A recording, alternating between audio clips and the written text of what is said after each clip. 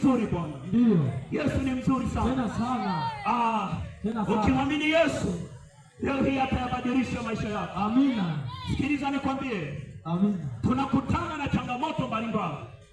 Na wakati mwingine tunawaza tufanye nini kuondoka kwenye hizo changamoto. Jibu ni moja tu. Mwamini Yesu awe Bwana. Amina. Amina. Amina. Amina. Jibu ni moja tu. Amina. Mwamini Bwana. Amina. Awe Mwokozi wa maisha yako. Amen. Yeye anasema. Yeye anasema. Njoni kwangu.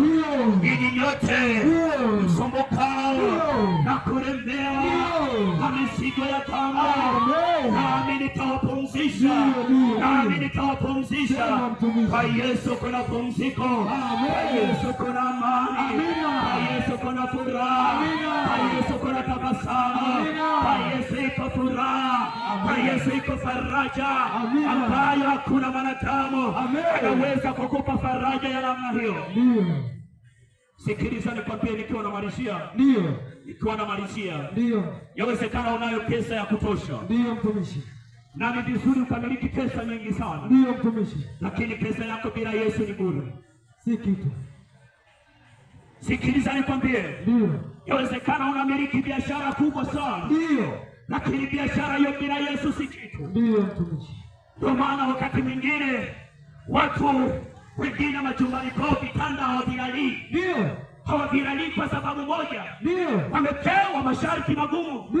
Hawawezi kulalia vitanda vyao. Wana magorofa. Wana majumba mazuri. Wana nyumba nzuri. Wana kila namna ya kupendeza. Lakini hawaishi maisha ya amani. Kwa sababu tu wako kwenye masharti ya mganga wa kienyeji. Amina. Kwa nini uishi kwa mashaka? Kwa nini uishi kwa kuteseka? Kwa nini uishi kwa kuhangaika? Sikiliza, walio ndani ya Yesu wana raha ya ajabu sana. Yaani haijalishi wanaishi maisha gani, lakini wana raha ya ajabu sana. Kwanza wanayo amani. Pili, wanao uhuru.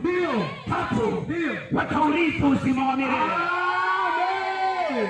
Jina la Bwana libarikiwe. Yeye anasema njoni kwangu. Mwanadamu umeteseka na nini? Kijana mwenzangu umeteseka na nini? Mfanya biashara unasumbuliwa na nini? Haiwezekani uweke mkaa kwenye biashara yako.